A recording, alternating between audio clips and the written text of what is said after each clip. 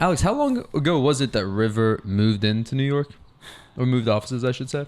Well, we've never moved offices really. We've just opened different offices. So we have an office our headquarters is in Columbus, Ohio. And we have a small office in New York as well. And so we're just kind of gradually opening up locations where there's a critical mass of people. That's awesome. Why'd you choose Columbus? So there were some historical connections to Columbus. So early on at the company, my cousin Andrew was a part of River, and he went to Ohio State. And so we hired a number of folks in his network. And then we realized that was just a really good network to be plugged into, the Ohio State network. And we ended up just with a solid number of folks from there. And we're like, let's just open an office here. SF isn't a super business-friendly place to be headquartered. Right. And so, it just sort of aligned with the company values. Ohio's a really prosperous state, too. And it's a lot easier to have a big office there than a coastal city. Also, it is one of these places that's low-key become quite a hub for sort of called Bitcoin advocacy. And I think in particular it was Andrew, is it Burkwell or Birchwell? Birchwell, I think. Birchwell, that's right. Who by the way, he's the man. He also... is that Sonoda?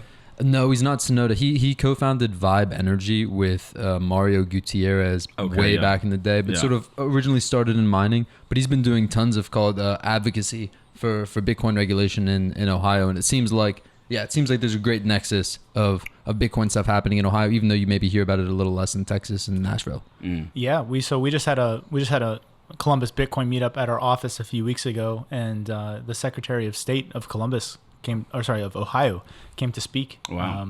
And very pro Bitcoin guy, very pro Bitcoin state. You have Vivek running for governor, and his the company he started, Strive, they're very Bitcoin aligned. Yeah. So you have a lot of Bitcoin people up in high places in Ohio. Josh Mandel, who ran for Senate in Ohio and was I believe the treasurer. I can't remember the exact role he had, but he was he got Ohio as the first state to accept Bitcoin for tax payments. And the Secretary of State's office is working on allowing you to pay your business filing fees with Bitcoin. And they know that like most people aren't going to do that, right? But it's more just a symbolic thing to show that this is legit.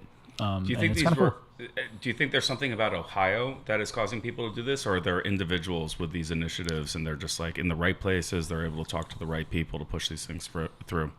I think it's just the culture. Yeah. Ohio's very Midwest, but also business forward, tech friendly, and I think just that unique combination attracts the types of people that would be forward thinking on this, and with sort of the political environment that's open enough to try new things.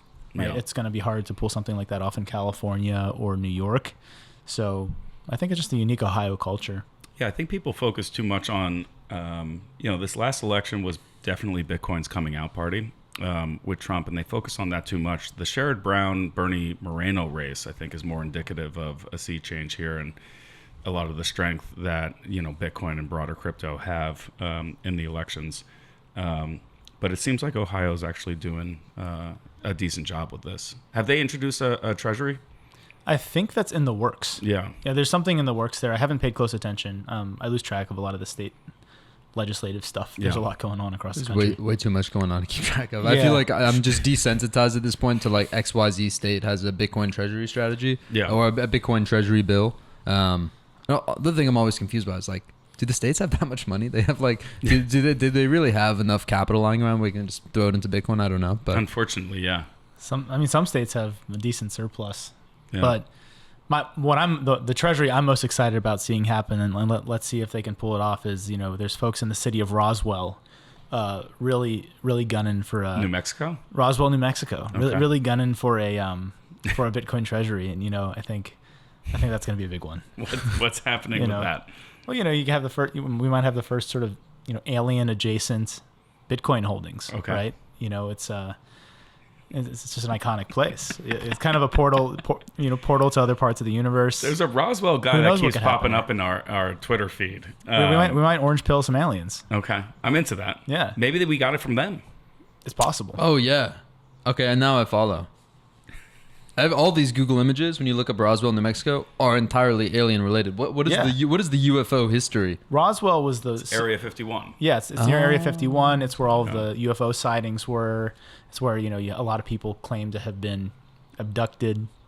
So you really have a pretty locked in crew over there. A lot of alien anal probing happens in Roswell. This is good to know. This is very. I'm very sorry to hear that for the test subjects. Well, look, it's research and development. They're exploring new cultures, and they got to figure stuff out somehow.